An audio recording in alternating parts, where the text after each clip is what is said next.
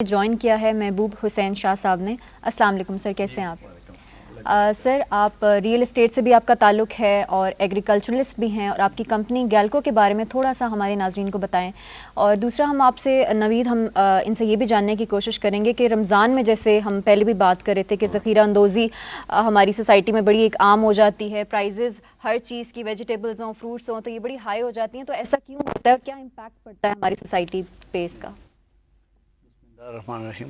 سب سے پہلے جو اس کی روٹ کاز ہے نا، وہ ہمیں دیکھنا پڑے گا کہ مہنگائی کی وجہ کیا ہے. سب سے بڑی ایک وجہ ہے سوسائٹیز کا بننا. جب 10,000 50,000 کنال 1,00,000 کنال کے اوپر سوسائٹیز بنے گی تو پھر مجھے بتائیں کہ ایگریکلچر کہاں سے ہوگی.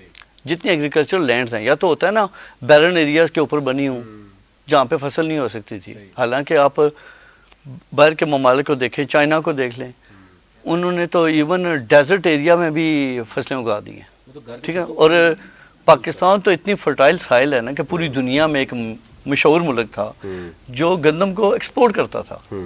آج بدقسمتی سے ہم ایکسپورٹ تو دور کی بات ہے، ہم اپنے ملک کی ضروریات پوری نہیں کر پا رہے.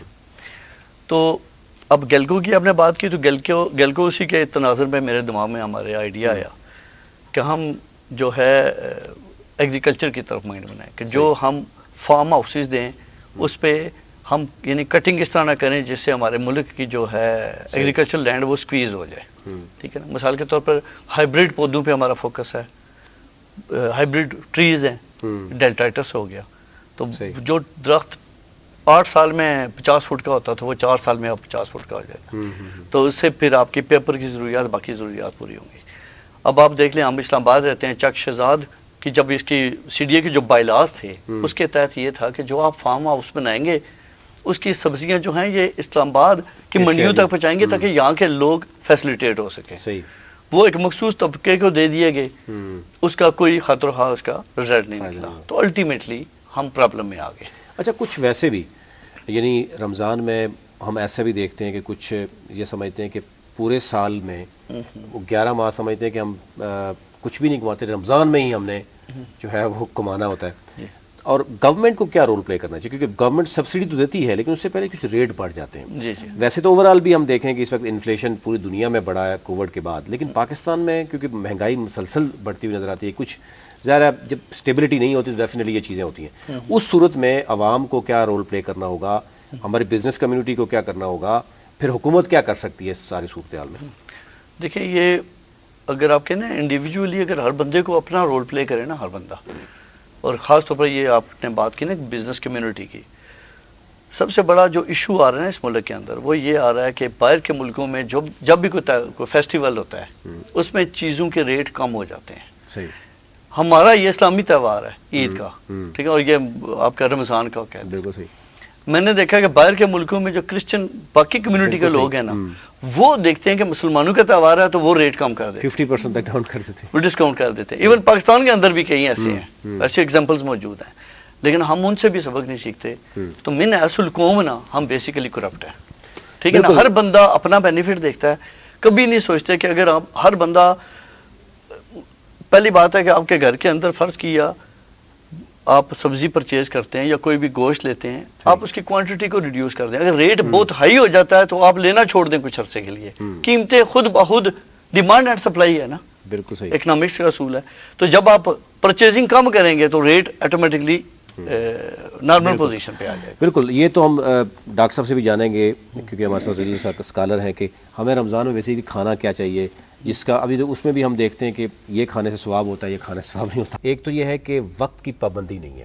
آپ ہمارے جو سوشل گیدرنگز ہوتی ہیں وہاں پر اگر 7 بجے کا ٹائم ہے تو 9 بجے لوگ آتے ہیں، 9 بجے کا ہے تو 11 بجے آتے ہیں.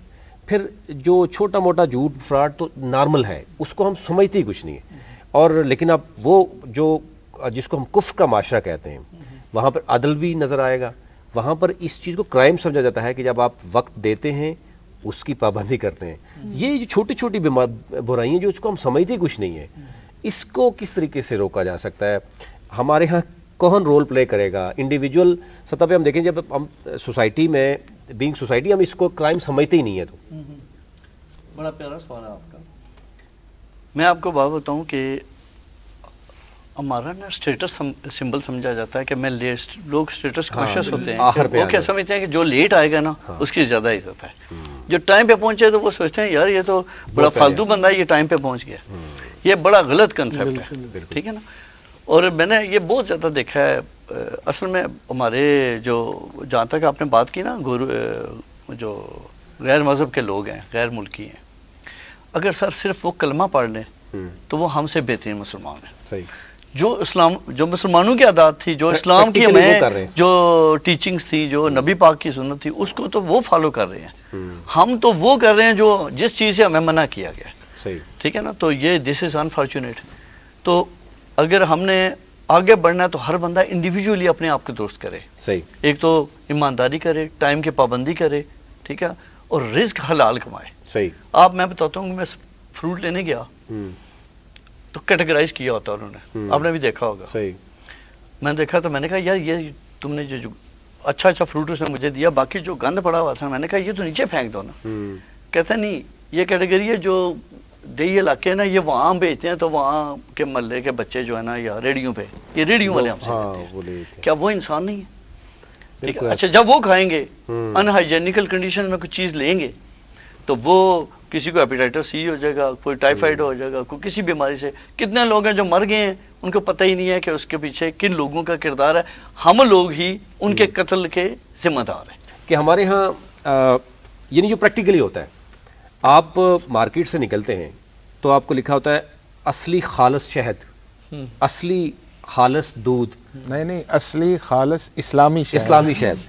اچھا اس طرح کے بہت سے ورڈز ملیں گے آپ، اسلامک اور اصلی لکھا ہوگا ساتھ. اٹ مینس کہ مارکیٹ میں اڈلٹریشن اس قدر ہے کہ آئے روز آپ دیکھتے ہیں ہمارے ہاں میڈیا میں، آپ دیکھتے ہیں کہ جو اینٹ پیس کر وہ سرخ مرچ تیار ہو رہی ہوتی ہے، آئل پتہ نہیں کس چیز سے بن رہا ہوتا ہے، انڈے بھی پلاسٹک کے آ گئے، انڈے پلاسٹک کے آ گئے. اور ایون دودھ جس طریقے سے ہم دیکھتے ہیں، کبھی ہماری انتظامیہ کو اگر ایکشن لینا پڑ جائے تو وہ کہتے ہیں پورا ٹرک ہمیں وہ بہاتے ہوئے نظر آ رہے ہیں، وہ کہہ رہے ہیں جی اس میں کیمیکل تھا. یہ کیا ہو رہا ہے؟ اور اس میں بینگ یعنی ہماری کیا قصور ہے، عام شہریوں کا کیا قصور ہے، اسٹیٹ کا کیا قصور ہے؟ جو بچہ آج پیدا ہو رہا ہے اس کو ہم کیا کھانے کے لیے کیا دے سکتے ہیں؟ بڑی پیاری بات کہی آپ نے، بہت امپورٹنٹ موضوع تھا جس کی طرف توجہ دلائی آپ نے. میں ایک سٹیج پہ اتنا فرسٹریٹڈ ہو گیا تھا ناخالص چیزوں کی طرف سے. میں ایک بک لکھ رہا تھا 100 Reasons to Quit Pakistan. اچھا. اس میں یہ تھا کہ میرا کیا قصور ہے کہ اگر میں دودھ پیتا ہوں تو وہ ناخالص، میں میڈیسن لینے جاتا ہوں تو وہ 2 نمبر، اچھا میں گوشت لینے جاتا ہوں تو وہ بھی انجیکشن والا، ٹھیک ہے، میں سبزیاں لینے جاتا ہوں تو وہ بھی کیمیکل. ایک پی ایچ ڈی ڈاکٹر سے ایگریکلچر میں پی ایچ ڈی کی تھی، وہ کہتے ہیں میرے گھر میں بینگن کبھی نہیں پکتا. انہوں نے 5-6 گوبھی کا پتہ نام لیا اس طرح سے. انہوں نے کہا اس کے اوپر اتنے سپرے کیے جاتے ہیں، جب تک اتنے کیمیکل سپرے نہ کیے جائیں یہ منڈیوں تک پہنچ ہی نہیں سکتی. ہمارا جو گیلکو کمپنی ہے، اس کے جو ہماری ٹیکنیکل ٹیم ہے امریکہ سے ہیں، وہ ایگریکلچر میں جو جن کی ایکسپرٹی ہے، تو وہ میں بچوں کے لیے اسٹرابیری لینے لگا، انہوں نے مجھے منع کر دیا. کہتے ہیں آپ کو پتہ ہی نہیں کہ اس کے اوپر اتنے کیمیکل، اس کے بغیر یہ پہنچ ہی نہیں سکتی. تو میں نے کہا پھر اسٹرابیری تو بچوں کی کمزوری ہے. تو انہوں نے کہا ایسا کریں ہم اپنی آرگینک لگانے لگے ہیں تو وہ آپ بچوں کو کھلائیے گا. اب مجھے بتائیں چلیں ہم تو کھا لیں گے یا چند لوگوں تک پہنچے گی، لیکن اوور آل جو 95% مارکیٹ ہے اس کے اندر کو تو کیمیکل زیادہ چیزیں ہیں.